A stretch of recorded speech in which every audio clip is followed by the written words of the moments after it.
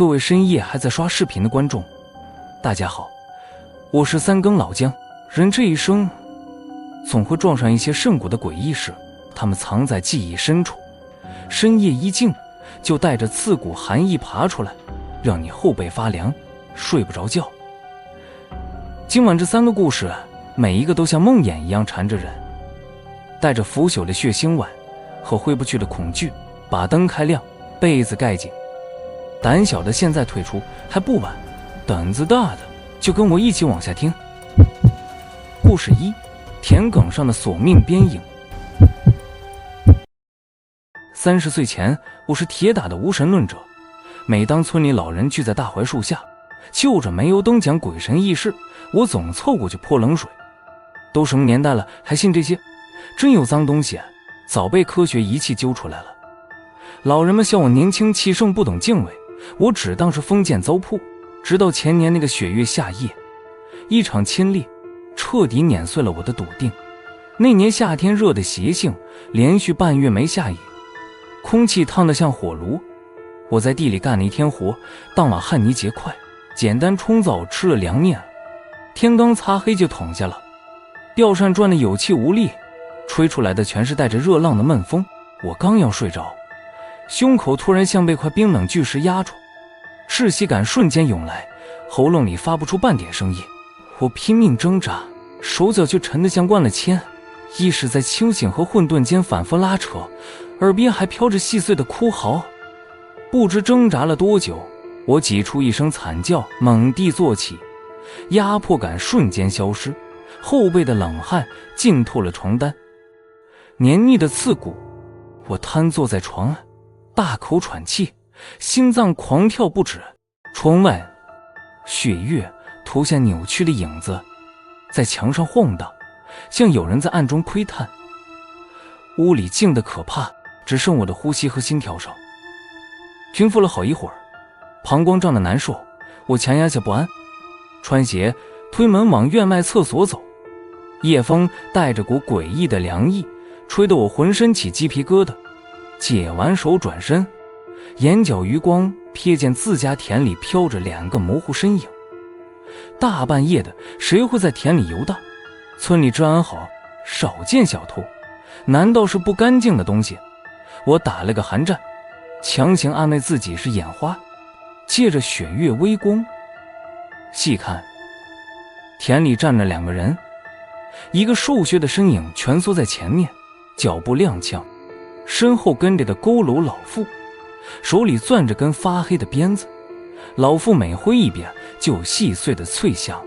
那个身影愈发踉跄，发出凄厉的哭嚎，那声音不像活人的哭喊，倒是临死前的呜咽，字字渗着绝望。我吓得浑身僵硬，寒气直窜天灵盖。壮着胆子，我发颤的大喊：你们干什么的？大半夜在我家田里转悠。两人毫无反应，机械地重复着挥鞭前行哭嚎的动作。我才是附近工地的流民，深了心智，咬牙回屋，套上麦套，抓起手电筒就往外冲。不管是人是鬼，总得弄明白。再次出来时，2人还在原地。我握着手电快步跑去，光线扫过，看清那个瘦削身影是一个成年男子，低着头，浑身发抖，脸上挂着亮晶晶的水痕，在月光下泛着惨白。老妇背对着我，花白头发散乱，灰扑扑的衣裳沾着暗褐色污渍，透着股腐朽的死气，看不清容貌。眼看要追上，2人仍慢腾腾地挪动。我火气上涌，加速追赶，嘶吼着站住，再不站住我报警了。可他们置若罔闻。诡异的是，他们走得不快，我拼命追，却始终赶不上，反倒被带着在田埂上绕圈。田埂杂草丛生，坑洼不平，草叶划破裤腿，渗出血丝都没察觉，只觉得身后总有阴冷的风吹来，像有人在耳边吹气。我跑得上气不接下气，沸腾的像要裂开，冷汗浸透外套，冷得刺骨。我一停下喘气，2人也跟着停。我们始终相距几十米，像被一股无形的力量拽着。我死死盯着他们的背影，双腿发软，僵持了许久，东方泛起鱼肚白，天要亮了。我松了口气，盘算着天亮总能看清他们的真面目。就在这时，村里的公鸡发出一声凄厉的啼叫，紧接着此起彼伏的鸡鸣声传开。第一声鸡叫落下，两人的身影竟凭空消失，毫无预兆，仿佛一切都是幻觉。我愣了好一会儿，疯跑过去，田里只剩被踩倒的杂草和泛着青黑的泥坑。环顾四周，我才惊觉自己竟围着田边2米宽的应急排水沟转了一整晚。强烈的恐惧攫住心脏，我浑身发抖，说不清所见是幻觉还是撞了鬼。天彻底亮了，村里有了动静，可我总觉得周遭透着诡异，浑身酸痛的像散了架。我跌跌撞撞回到家，倒头就睡，直到下午3点多才醒，脑袋昏沉的像裹了层棉花。我强撑着起身，打算去地里，刚到门口就撞见隔壁张大叔。张大叔见我脸色惨白，喊我打牌。我摇头说不舒服，昨晚没睡好。他看出不对劲，追问缘由。我犹豫了半天，还是把昨晚的诡异遭遇全盘说了出来。张大叔听完，脸色骤沉，哆嗦地说：“我昨晚也隐约听到呜呜咽咽的哭声，还以为是风吹芦苇荡的声音，没敢出来。”话没说完，村东头传来撕心裂肺的哭喊，是村头开小卖部的李伯。他头发凌乱，眼神涣散的跌撞着跑来，疯了似的找人。李伯一把抓住我，指甲都嵌进了我的肉里，哭嚎着：“你见过我那个远房侄子吗？”20出头的小伙子来村里帮我看店，昨晚说去河边凉快，就再也没回来。我心里一沉，寒意直往上窜，下意识摇了摇头。李伯哭得更凶，瘫坐在地，捶胸顿足。哭声引来了村民，大家都主动帮忙寻找。我突然想起昨晚的哭泣身影，浑身一僵，大喊：“大家跟我来！我昨晚在田边排水沟附近看到过奇怪的人影，他说不定在那儿。”到了沟边，我率先跳了下去。2米深的水冷得像冰窖，冻得我牙齿打颤。摸索了几下，就碰到个硬邦邦的东西，往上一拖，就是李伯的侄子。他脸色惨白，双眼紧闭，已经没了气息。我吓得魂飞魄散，还是强撑着大喊：“找到了！”村民们赶紧把人拉上了岸。上岸后，我瘫坐在地，看着这个年轻人一动不动躺在地上，脸色惨白如纸。我浑身冰凉，昨晚看见的竟然就是这个溺亡的小伙子。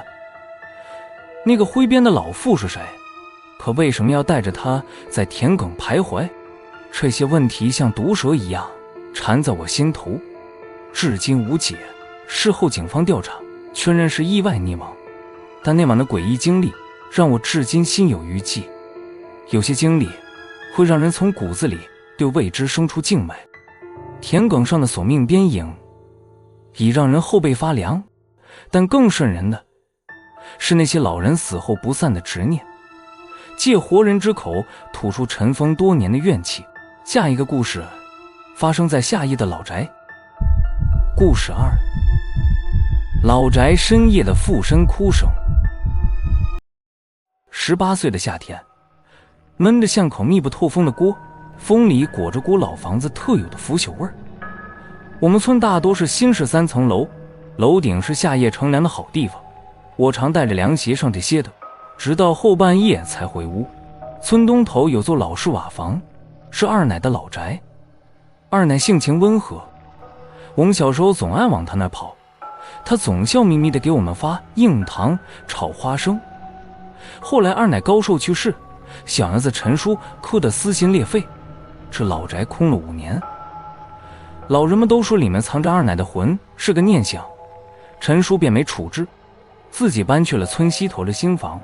半年后，一对外地夫妻租下了老宅，白天忙着做小生意，和村里人没什么来往。陈叔没提过老宅的过往，村里人也觉得不是大事，没特意提醒。事发那晚，我和同学张乔在楼顶乘凉闲聊，后半夜的村子全黑了，只剩蝉鸣和呜呜的风声，像女人在哭。就在这时，一阵断断续续的凄厉哭声从二奶老宅的方向飘了过来，低沉沙哑，带着老人的颤音，还裹着股不甘，像生锈的锯子在磨神经。张强不是本村人，皱着眉抱怨：大半夜谁哭啊，真晦气。可我浑身汗毛瞬间竖了起来，这是二奶的声音，我从小听到大，绝不会错。手里的扇子啪嗒掉在地上，心脏狂跳着要冲出来，嘴唇哆嗦着说不出话，哭声越来越轻，还夹杂着我的箱子、我的衣服的模糊话。我往村东头瞥了一眼，老宅黑漆漆的窗户像空洞的眼睛，楼顶其他乘凉的人也都停了聊天，朝着老宅张望，满脸惊恐。有人小声嘀咕：这声音像二奶啊。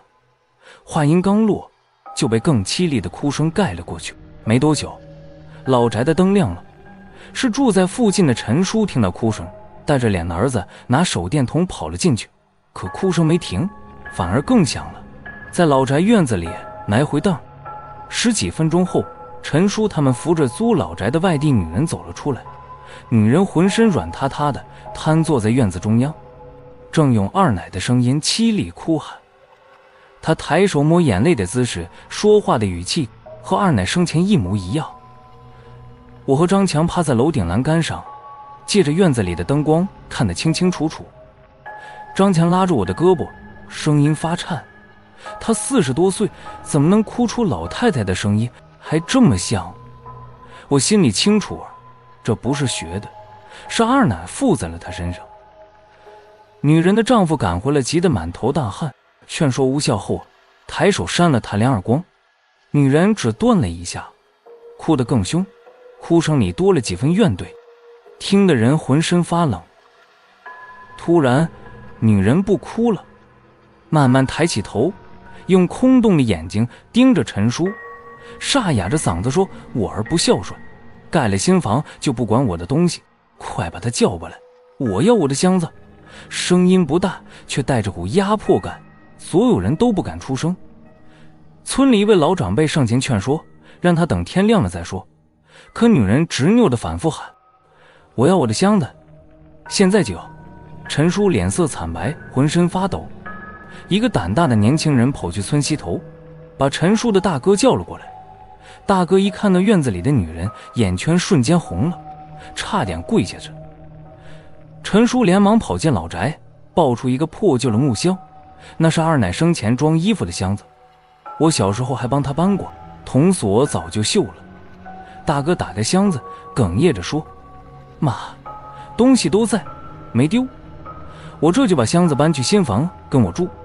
远处传来一声公鸡啼叫，村里的公鸡跟着此起彼伏地叫起来，划破了夜空。第一声鸡叫落下，女人的哭声戛然而止。她猛地晃了晃头，眼神从空洞变得清明，茫然地看着围过来的人：你们围着我干什么？我怎么在这儿？丈夫把刚才的事告诉她。女人脸色惨白，连连摇头说不可能，她明明早就睡了。可在场几十号人都是证人，她吓得浑身发抖，当天就收拾东西连夜离开了村子，再也没回来。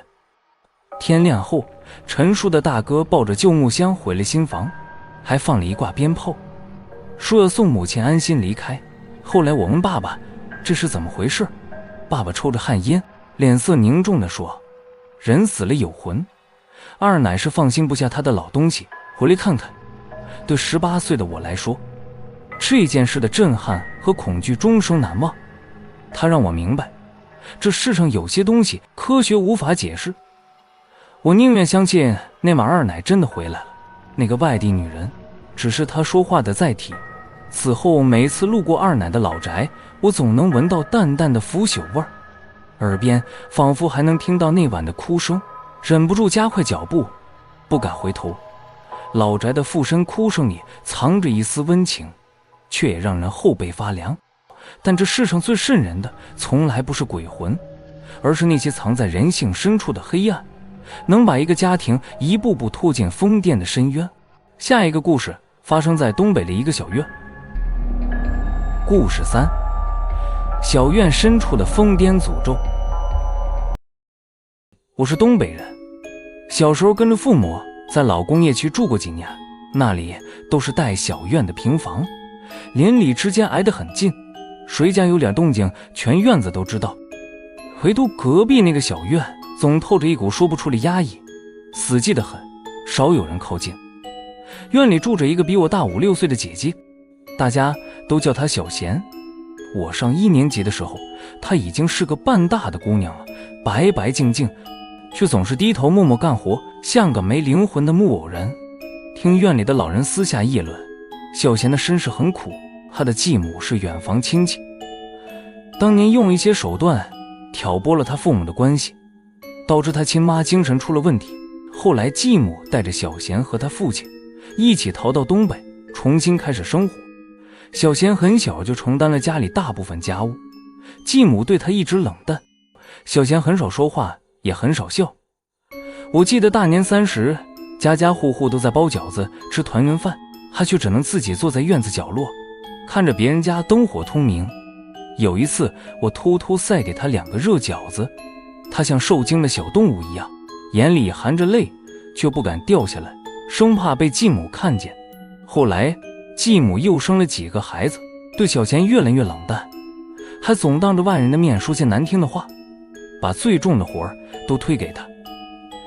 就在他亲妈在老家病情恶化去世那年，继母因为一些事被单位处理，自己的精神状态也开始不稳定。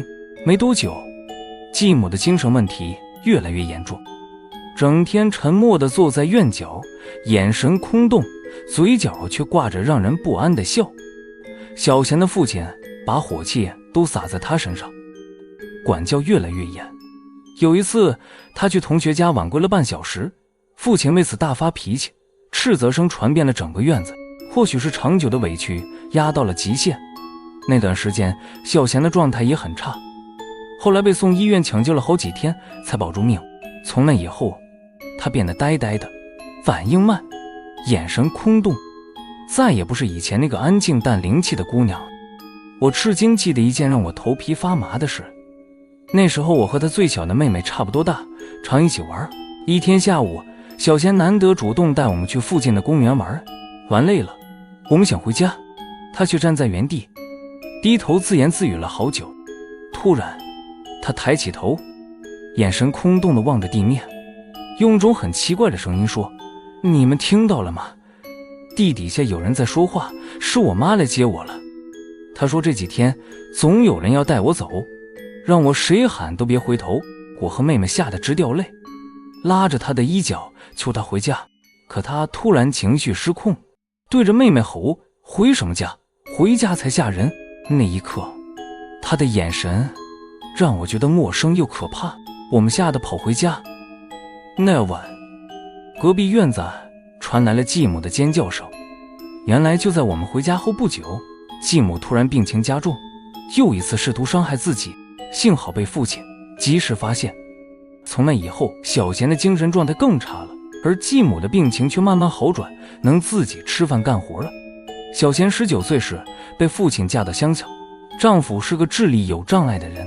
没想到她生下孩子后，精神竟然奇迹般恢复了正常。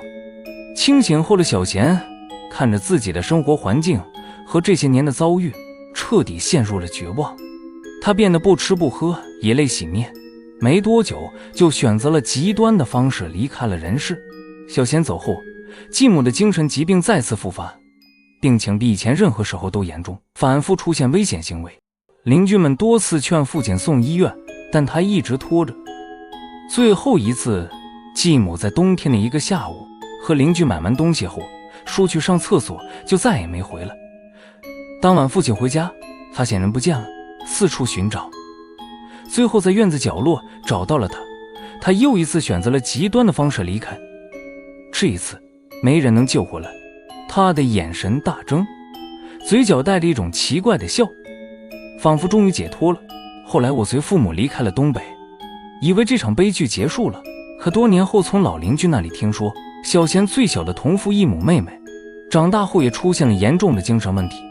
父亲后来再婚，新妻子住了没几天，就吓得连夜跑回娘家，说每晚都能听见院子里有哭声和笑声，还喊着小贤的名字，太瘆人了。我至今还记得小贤低头干活的样子，记得他切饺子时眼里的泪水，也记得他失常时那诡异的眼神。那个东北小院没有鬼怪，却比任何灵异故事都让人恐惧。人性的冷漠和伤害，可以把一个鲜活的生命一步步推向深渊，而这种伤痛有时会像诅咒一样，在家庭里代代传递，永不消散。我们总以为世界能用常理和科学解释，可有些经历让我们明白，未知恐惧无处不在，人性的幽暗远比鬼神更难测，更毛骨悚然。这些故事或许有人信有人疑，但对亲历者而言，都是刻在生命里的惊悚印记，无法抹去也无法忘记。它们像冰冷的诅咒，在每个寂静夜晚提醒我们，有些黑暗永远无法被照亮。好了，本期3个投稿的故事就到这里，希望今晚大家都能睡个好觉，别想太多。喜欢这期内容的小伙伴，记得帮老姜点个赞，按下订阅并开启小铃铛。如果你也有让你无法解释甚至毛骨悚然的亲身经历，或者听过身边朋友的恐怖遭遇，欢迎投稿到频道下方的投稿表单，或者直接在评论区留言，老姜会认真阅读并挑选合适的故事，在节目里用第一人称帮你讲出来，让更多人一起寒一个晚上。下期不见不散，晚安，做个好梦哦。